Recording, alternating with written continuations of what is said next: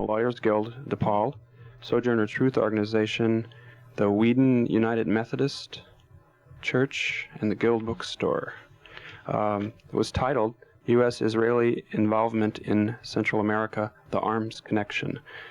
It featured Noam Chomsky, whose tape we have, a renowned linguist and author, MIT professor, peace activist, and human rights advocate.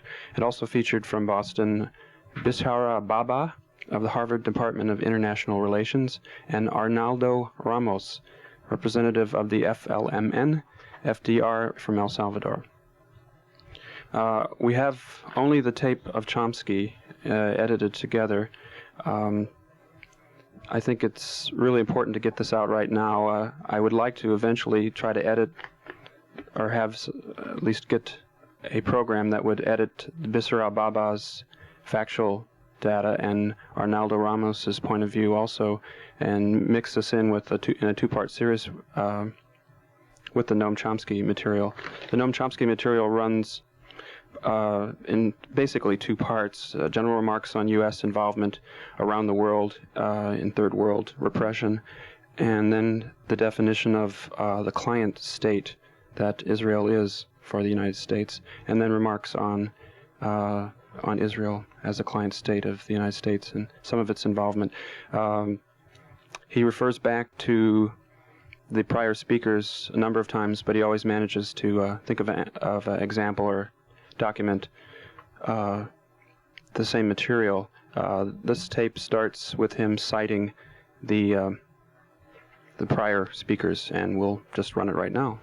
The specifics of events in Latin America and the Israeli Latin American connection, Central American connection, in considerable detail and in an extremely illuminating and informative fashion. I think what I will do, in fact, is not focus directly on that, but rather try to place these matters within a broader context of evolution of American foreign policy and also domestic affairs and the role that Israel has come to play in them. So these will in fact be some rather general remarks, which will get to the Israeli Central American situation in this broader context. To begin with, as a starting point, perhaps we can begin with what we might call the party line, the sort of official doctrine on these matters. That is expressed, for example, by historian Arthur Schlesinger when he wrote in 1977 that the Carter human rights policy is a genuine success, and that human rights is replacing self-determination as the guiding value in our foreign policy. Or when Carter himself said that human rights is now, in his words, the soul of our foreign policy. Well, the official line continues. This noble commitment to human rights and self-determination ran afoul of it failed because of the aggressiveness and brutality of the superpower enemy of what we might call the great Satan, to borrow Ayatollah Khomeini's useful contribution to contemporary political discourse, which in fact fits rather well. And now the soul of our foreign policy must be the defense of human rights against Russian-inspired aggression and brutality and subversion. Views of this sort have been endlessly declaimed in the press and scholarship. I won't bore you by giving more examples, and you all know them anyway. But that's roughly the sort of, in a nutshell, that's what the party line is. That's what you're supposed to believe if you're a red-blooded American and so on. There have been many presentations of this. There have also been a couple of studies, not very many, but there have been a few studies attempting to establish the relationship between human rights and American foreign policy. These studies have in fact succeeded in establishing a relationship. There is a very definite relationship between human rights and American foreign policy, and it's been shown in a couple of rather well-done studies, which are not too well known, I should say. One of them was a study by a well-known Latin Americanist, Lars Schultz, who in fact is the author of the standard scholarly work on United States human rights policy and Latin America, a book that came out a year or two ago. And he carried out a study which was published in a journal called comparative development in January 1981, in which comparative politics in January 1981, in which he investigated in some detail the relationship between American aid programs and the human rights situation, restricting himself to Latin America. So one variable was American aid, and the other is human rights, specifically what are called anti-torture rights. That is, the right to be free of cruel and degrading treatment and punishment and so on, one specific components of human rights policy. And in fact, he found a very close relationship, the kind of relationship that one rarely finds in the social sciences. It was a good correlation. I'll read it to you in his words. He said, U.S. aid has tended to flow disproportionately to Latin American governments which torture their citizens. It has tended to flow disproportionately to the hemisphere's relatively egregious violators of fundamental human rights.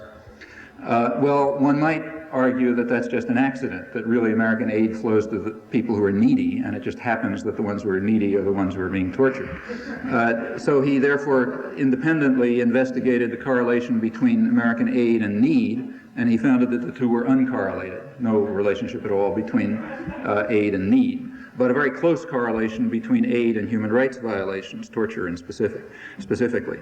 Furthermore, this correlation held for military aid, and it also continued through the Carter period. So there is then a definite relationship in Latin America, at least, between human rights and U.S. foreign policy, as demonstrated by that correlation. Well, of course, one has to be careful about correlations. They don't necessarily give you a causal explanation. So one shouldn't conclude from this that American aid is designed to have governments torture their citizens and murder priests and so on and so forth. That would be too shallow an interpretation. And in fact, the meaning of the correlation, I think, is probably given by another study, and in fact it's the only other one that I know of this topic, a study by a co-author of mine, Edward Herman, who's an economist at the University of Pennsylvania, who's written widely on these topics.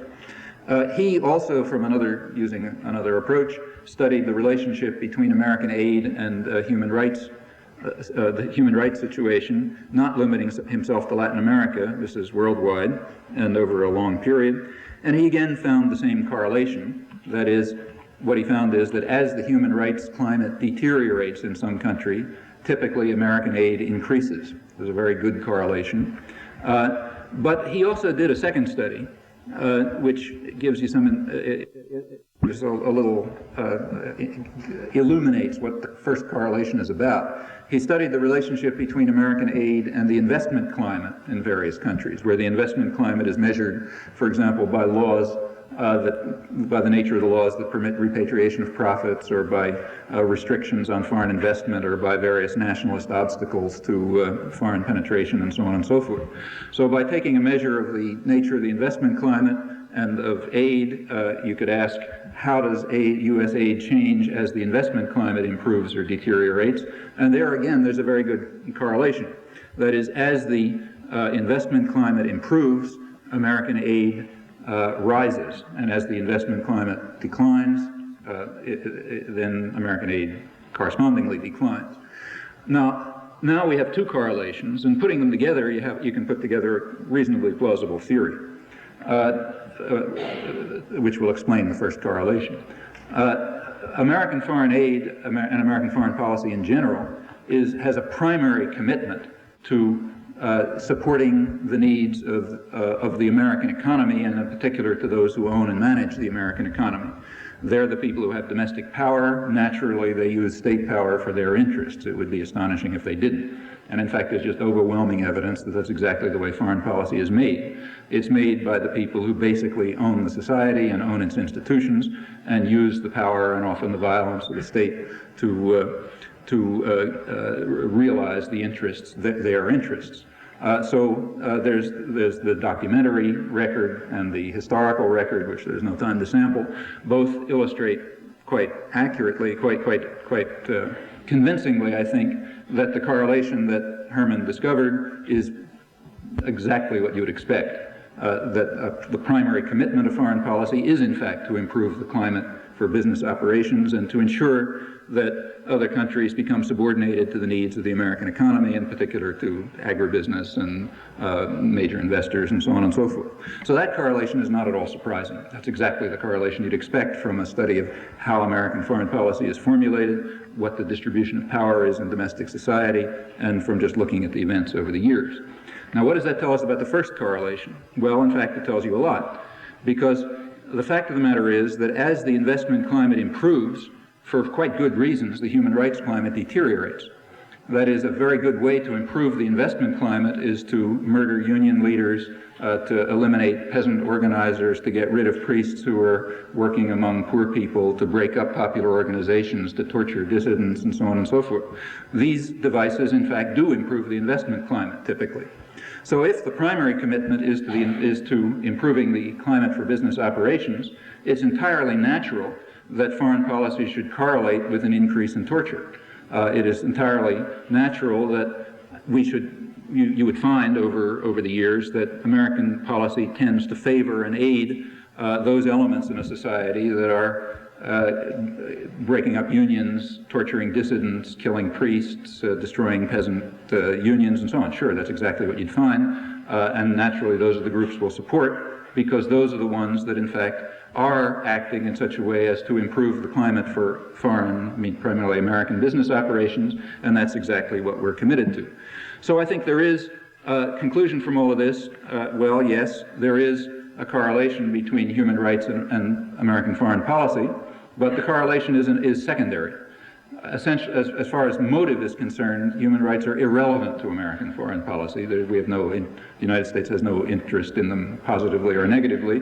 But as a consequence of the actual primary interest that we do have, it turns out that there is a very close correlation between deterioration of the human rights climate and increase of American aid. In fact, you get, again, Lars Schultz's conclusion, which he just noticed without trying to explain, namely that American aid tends, and this is Latin America in his case, but it's quite general, tends to flow to Latin American governments which torture their citizens, to the most egregious violators of fundamental human rights.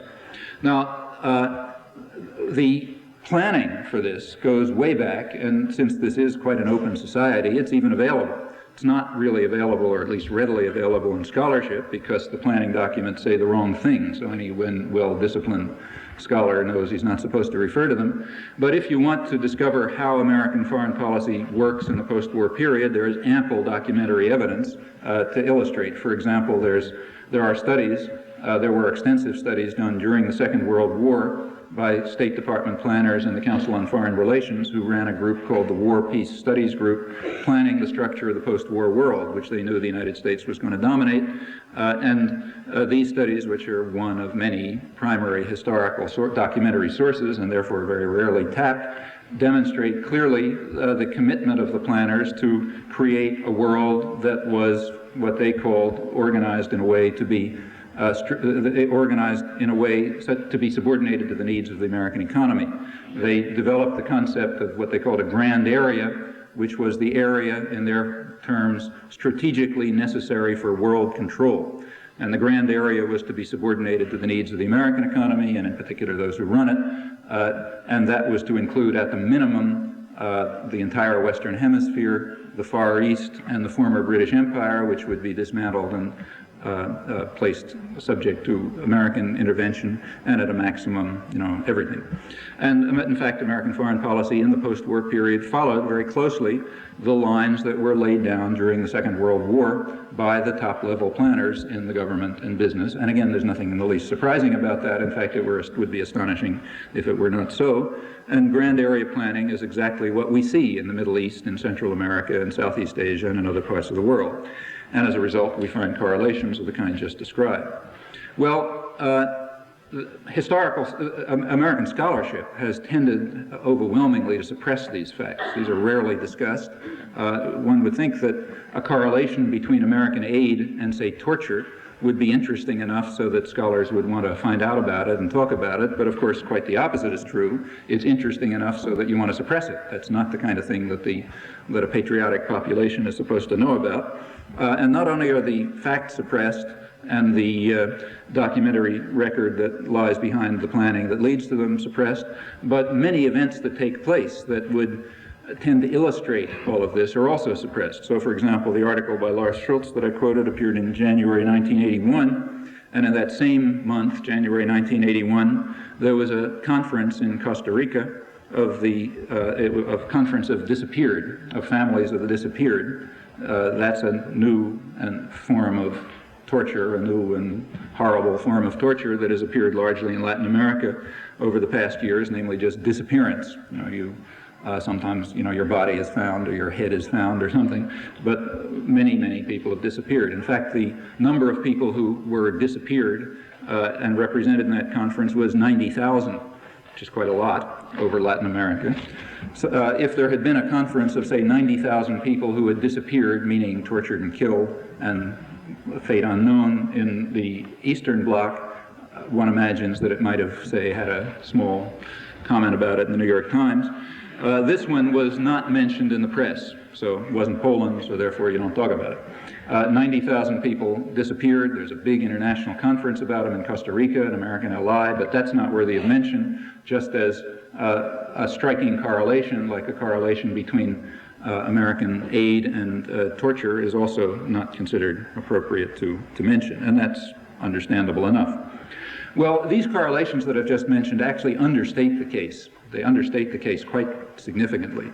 I mentioned that Schultz was studying anti-torture rights, the right to be free of brutal treatment, degrading punishment, and so on. And the reason, and the same with Herman's study, and the reason they selected that particular topic is because that's the way American human rights policy is presented. So, for example, if you look at I should say incidentally that this is called the Carter Human Rights Campaign, but that's extremely misleading. It was really a congressional human rights campaign. And in fact, to be more precise, it was probably a congressional legislative assistance human rights campaign, which was part of the reflection of the movement of the 60s and, young people who were legislative assistants in Congress and got a couple of congressmen to push human rights restrictions in legislation. And the executive branch was sort of dragged along and compelled sometimes to live up to them, and often didn't. And in fact, I think even during the Carter administration picked up the rhetoric that had been written into law by Congress in the earlier period and tried to exploit it, but that's about the limits of it, I think. The Congressional Human Rights Campaign, to give it its right name, was restricted to anti-torture rights, to the right to be free of actual torture, degradation, and so on. Now, in the international human rights documents and the international discussion of human rights, that's only one subpart of what are called human rights in international conventions and so on. There are also other rights considered, and those don't enter into American legislation even at the rhetorical level. There is also what you might call the right to live. That is the right to have work, let's say, or to have medical care, or to have education, or to have food. I mean, rights of that kind. So just to give them a name, the right to live. That kind of right doesn't even enter at the rhetorical level into American human rights policy. So, for example, if a country tortures its citizens, in theory, we're not supposed to send it arms. But if a country starves its citizens to death, or turns them into slaves, or deprives them of health care, that's irrelevant. I mean, there isn't even any rhetorical commitment to doing anything about that. The right to live is not part of the official, let alone actual human rights commitment. And if we were to bring in also the right to live, and then were to ask about the correlation between human rights and American foreign policy, the record would look even grimmer and more horrendous than it does when we just look at anti-torture rights. In fact, the U.S. record in this regard is abysmal.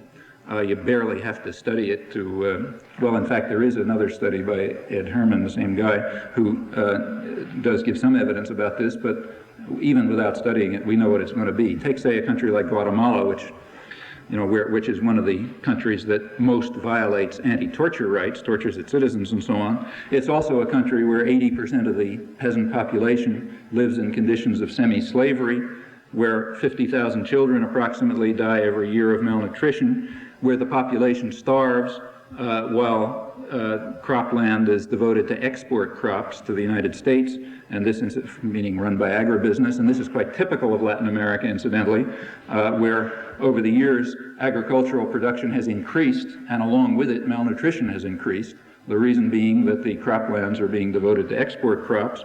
It's a country where people sell their blood in order to try to get enough food to live, and many of them sell it to the point where they die for lack of blood. Incidentally, this was also true of Nicaragua under Somoza, but the Sandinista regime put an end to that, which is one of the attacks on freedom that embitters the Reagan administration so much. People are no longer in a situation where they have the free choice to sell their blood until they die of lack of blood to live. So we have to put a stop to that in the interest of freedom.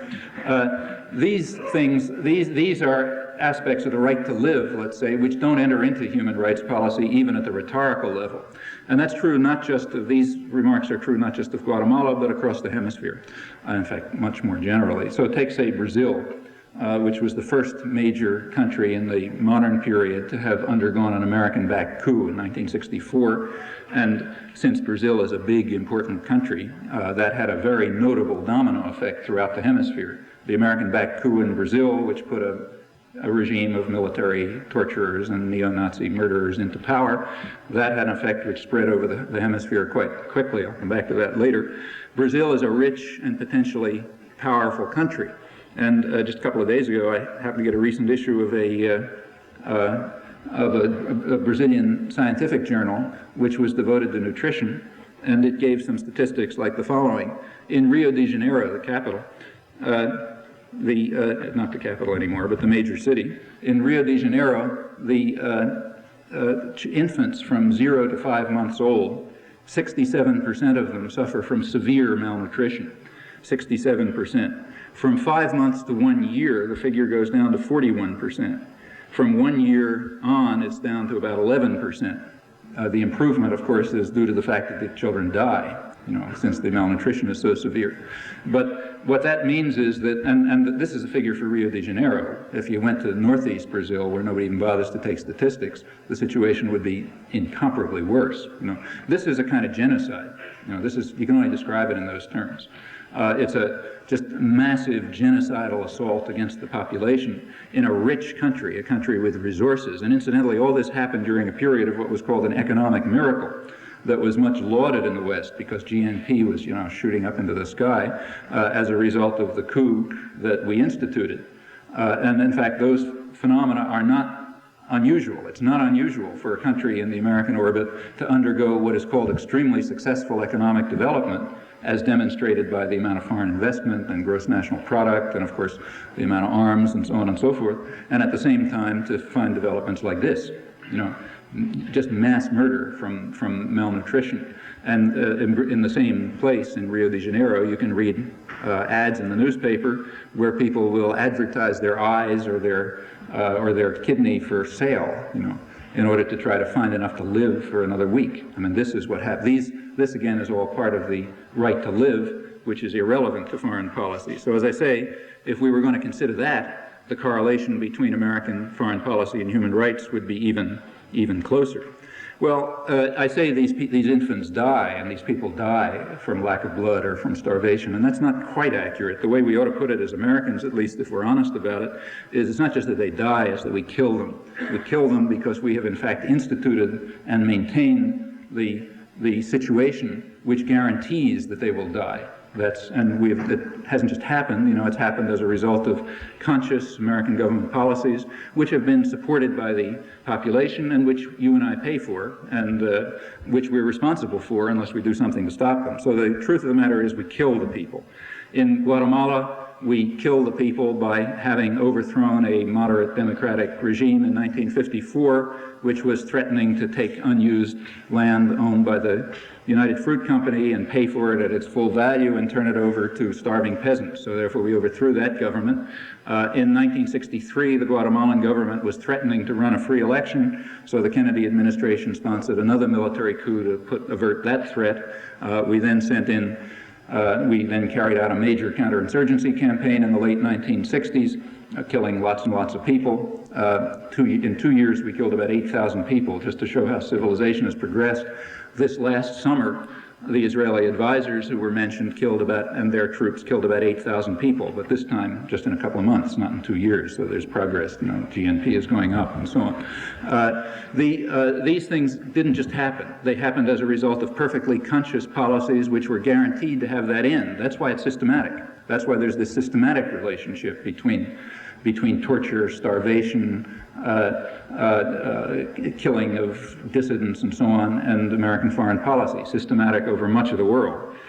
Things like that don't happen by accident. Similarly, in Brazil, the coup was originally arranged by the Kennedy administration, carried off with the backing of the Johnson administration in 1964, and it was very much hailed in the United States.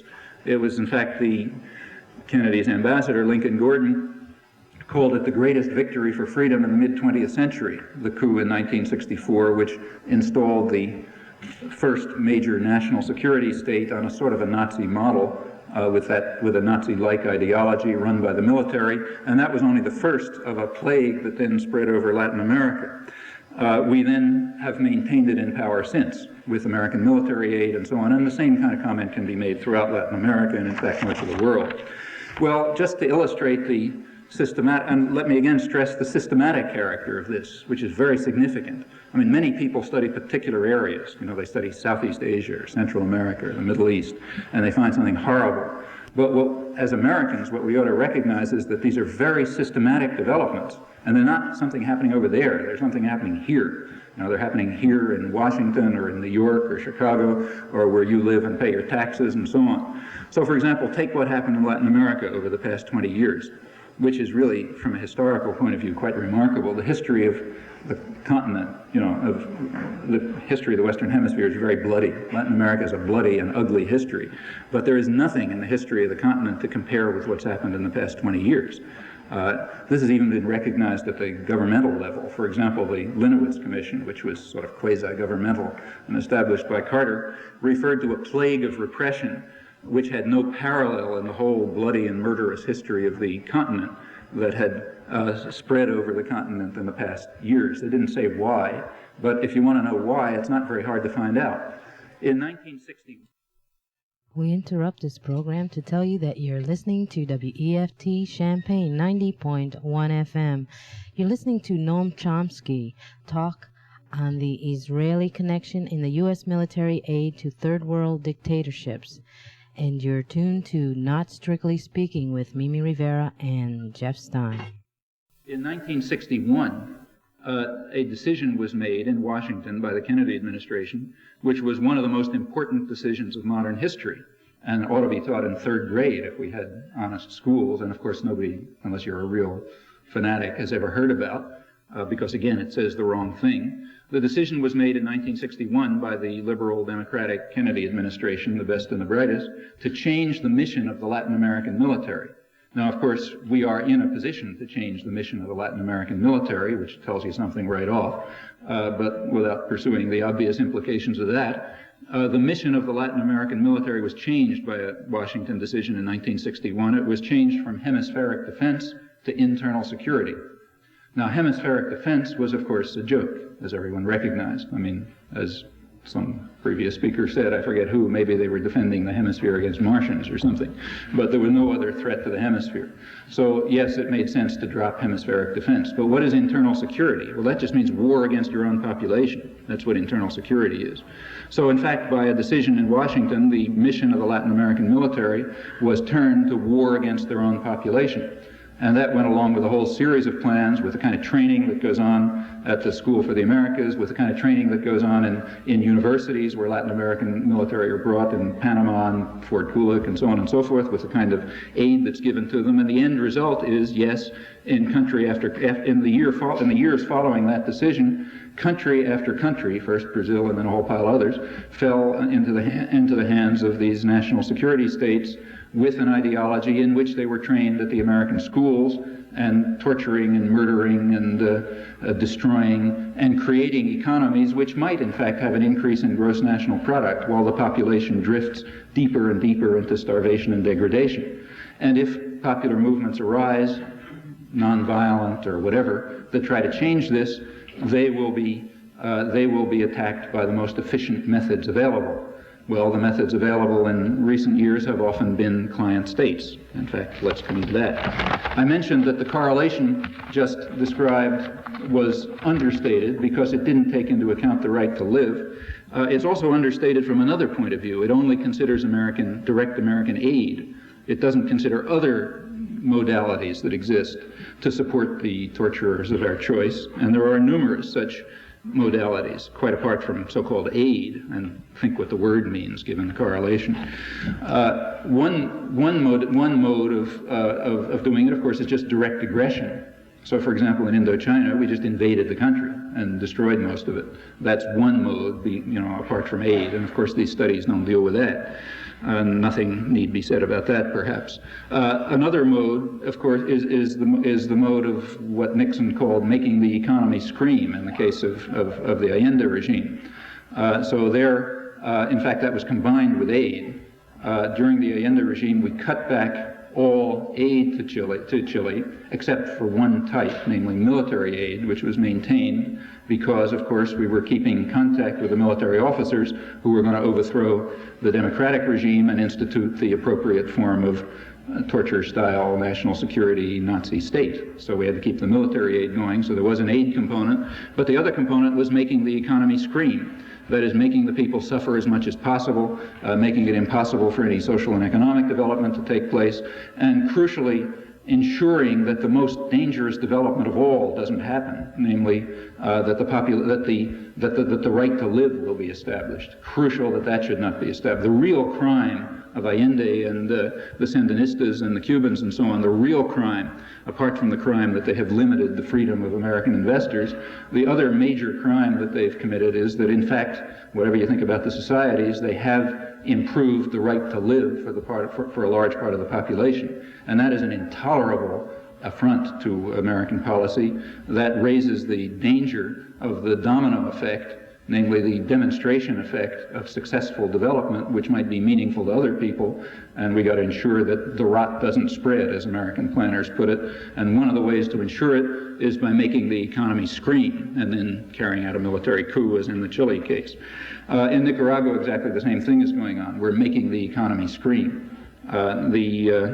Incidentally, I should say, in the case of Chile and Argentina and many other countries, while American aid sometimes went down as a result of congressional restrictions, nevertheless, there are all sorts of other ways that a powerful country like the United States has to funnel assistance to our favorite torturer. So, for example, loans from the World Bank or the Inter-American Development Bank and the international institutions in general, these increased when American aid went down.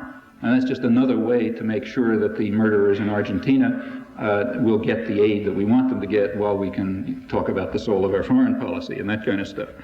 Another mode of supporting those who are improving the business climate in the proper fashion, and that's the one that this conference is devoted to, is the use of client states. So in Central America, when congressional restrictions and popular pressures, which is what they ultimately result from, impeded the efforts of the American executive to intervene directly to ensure that the good old-fashioned correlation holds, we resorted to client states. Argentina was a favorite, and it's still being used. After the Falkland-Malvinas War, the Argentinians became less reliable for obvious reasons, and a more reliable client had to be selected, and in fact that one was there in place, and that was Israel. And in fact Israel has played in Latin America, as you've heard in great and very illuminating detail, the role of a proxy for American power to ensure that these fundamental relationships stay in place, namely the fundamental relationship between American aid, now measured by the contributions of a proxy state, to ensuring that the investment climate remains high, with the usual side effect, namely torture, degradation, starvation, malnutrition, and so on, quite predictively.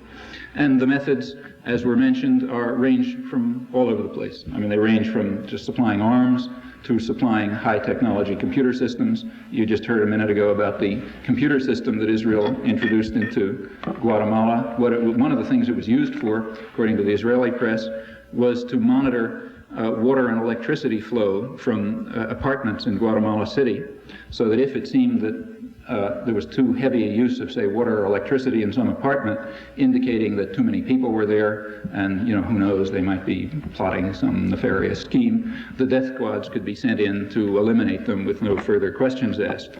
Another way in which we establish the correlation between torture, murder on the one hand, and aid on the other hand. Well, that's the kind, now, you know, we can talk about Israel doing that, but of course that's misleading.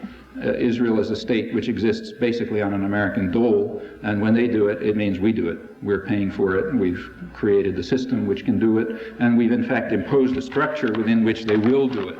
And let me turn to that, but first perhaps I ought to point out that, that although this is a very systematic pattern, which exists in Asia and Latin America and Africa and so on, and even in Europe, nevertheless there are some variations.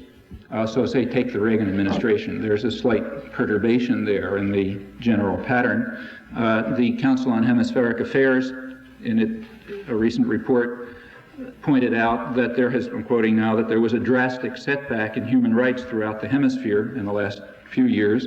These reverses can be linked to the Reagan administration, which has allied the U.S. with the most violent regimes in the hemisphere.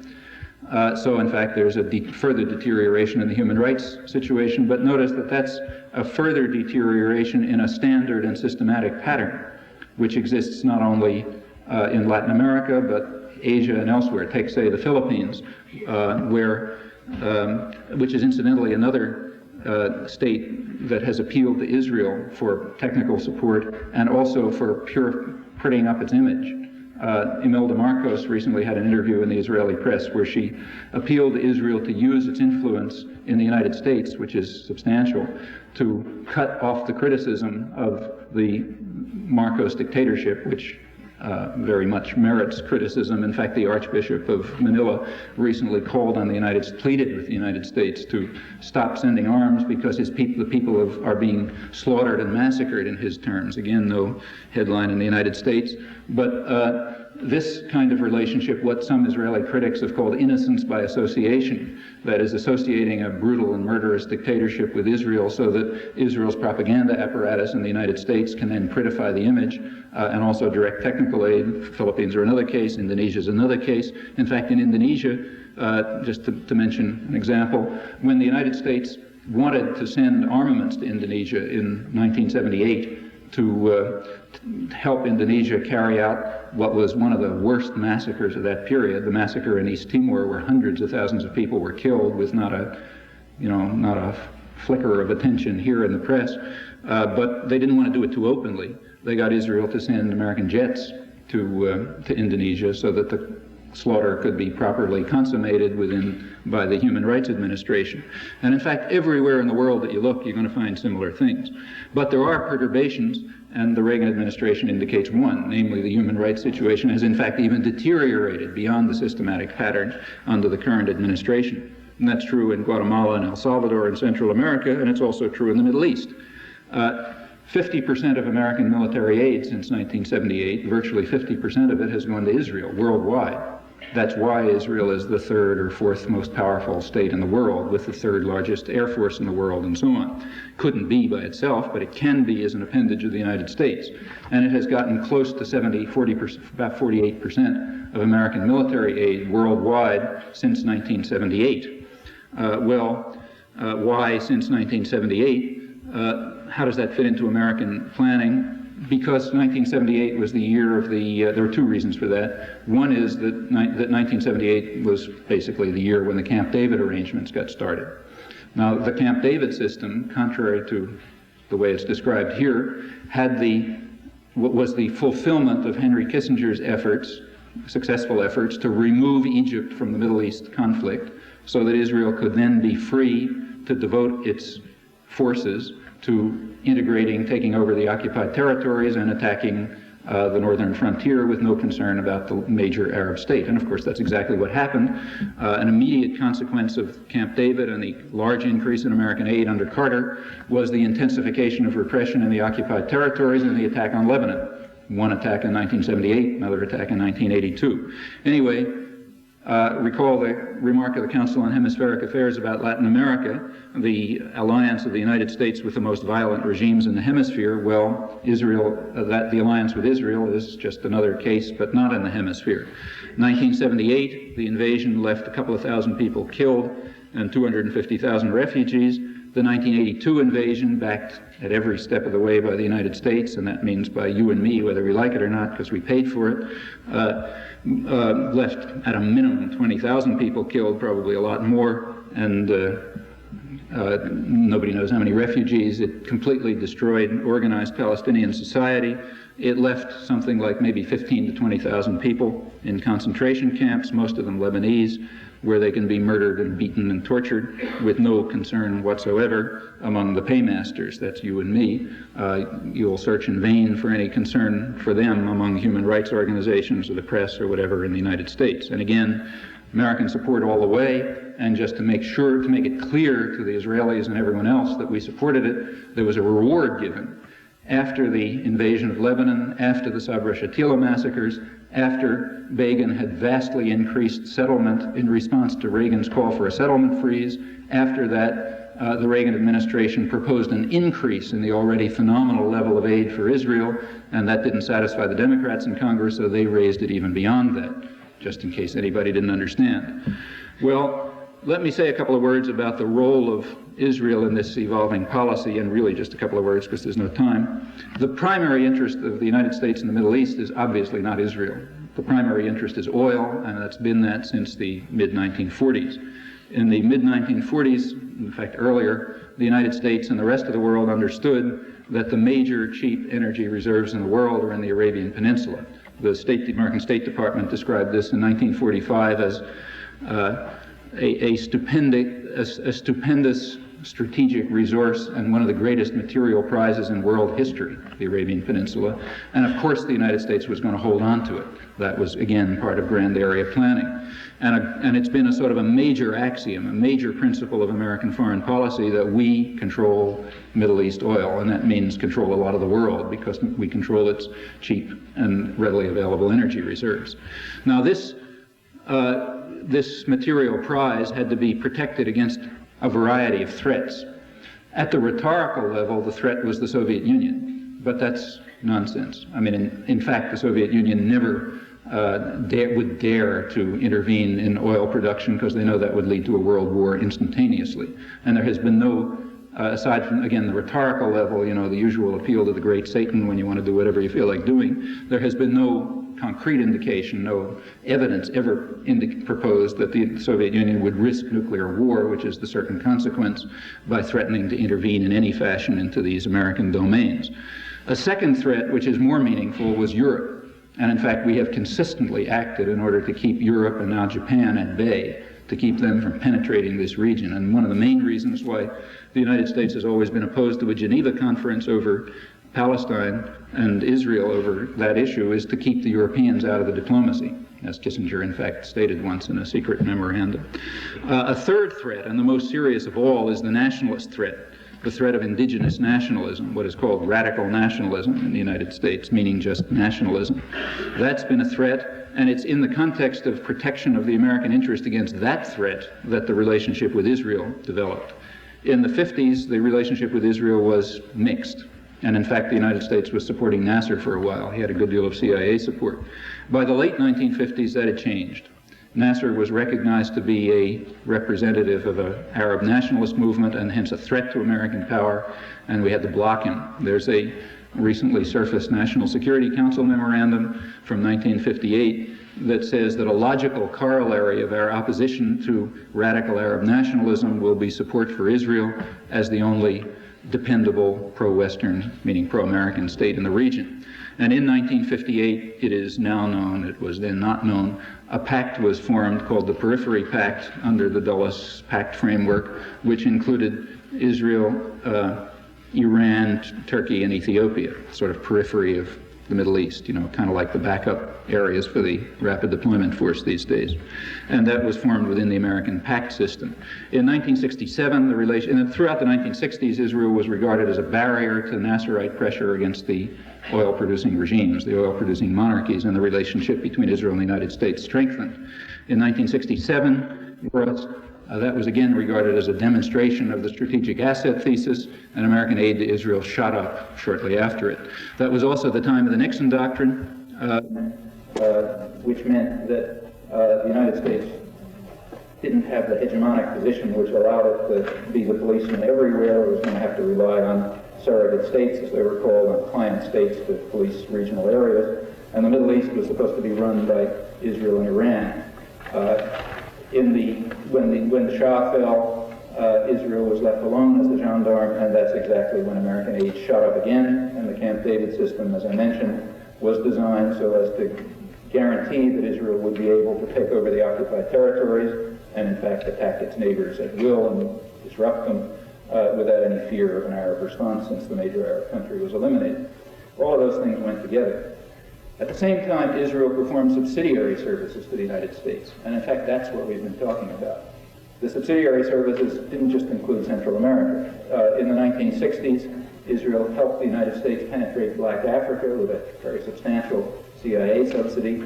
That meant supporting Mobutu in Zaire, Haile Selassie, Idi Amin in Uganda, turned out so well that case, Bokassa, Central African Republic, and so on.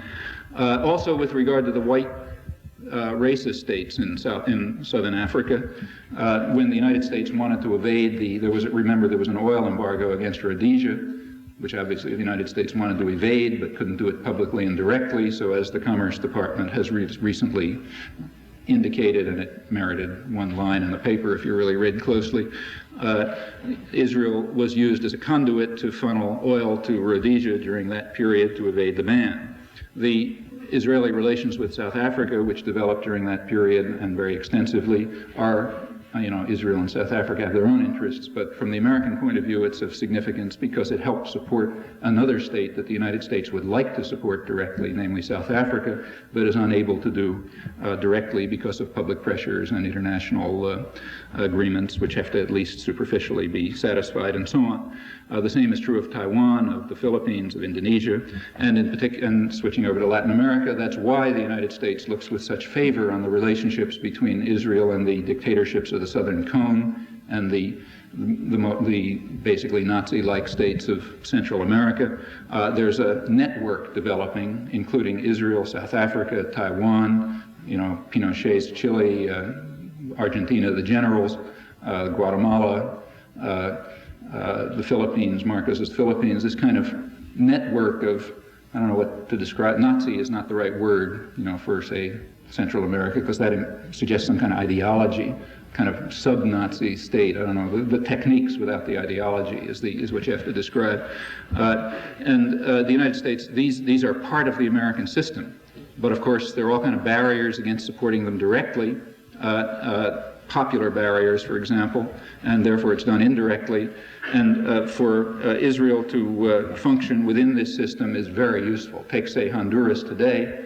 The American government today is plainly, as everybody knows, is trying to heat up the Central American situation to create a war, basically, on the Honduras-Nicaraguan border.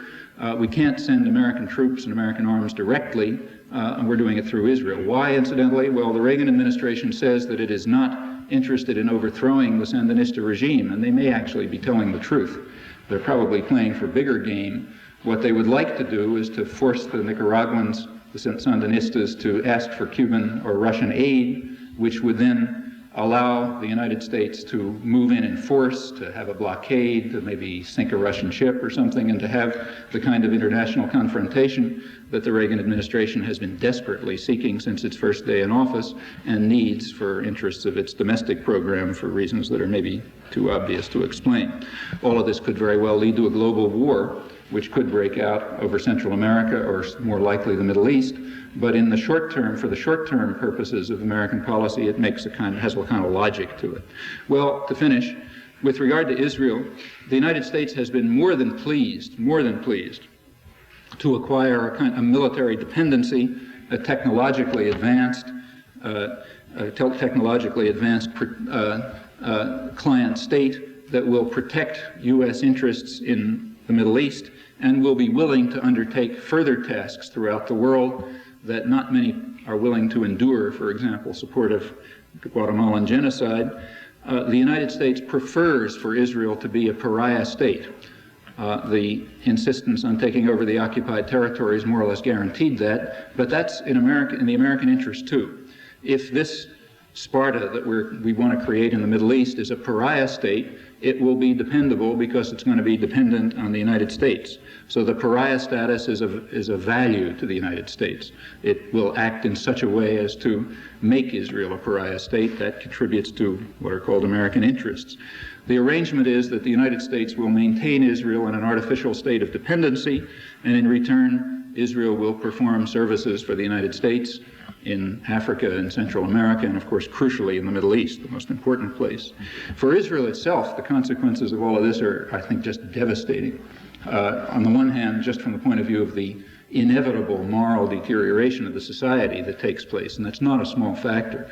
The point is that the values implicit in these tasks, in these services, sooner or later get internalized. That's why, one of the reasons why Israeli doves were strongly against the occupation to begin with, and against the services to American power, because of course the values inherent in those tasks will become internalized and they will become part of the society. That's just got to take place. And quite apart from that, it's a policy that, while it may have short-run success, sooner or later is going to lead to disaster. Sooner or later it'll probably lead to the destruction of the state, if not from internal reasons, then simply because of the situation of constant war in a highly armed region where the armaments are shooting up higher and higher. That's just got to lead to destruction sooner or later. And again, that's why many Israeli doves have called for an end to aid to Israel, American aid to Israel, because they see that it's designed in such a way as to lead to these developments and to destroy the society that they want to live in. The consequences are far more devastating for the people who are immediately at the wrong end of the clubs, the Palestinians, the peasants of Guatemala, and so on. And sooner or later, this alliance and the policy that lies behind it is very likely to engulf all of us. It is a policy of creating international confrontation, of reliance on force and violence to maintain short-run objectives. The chances are that sooner or later that will lead to by choice or by inadvertence or by accident or because of some third world conflict that blows out of control. Let's say it almost happened in the Middle East last summer, might happen this summer or next. Sooner or later, it will lead to the kind of superpower confrontation which will bring about a global war and in fact will lead to our destruction as well.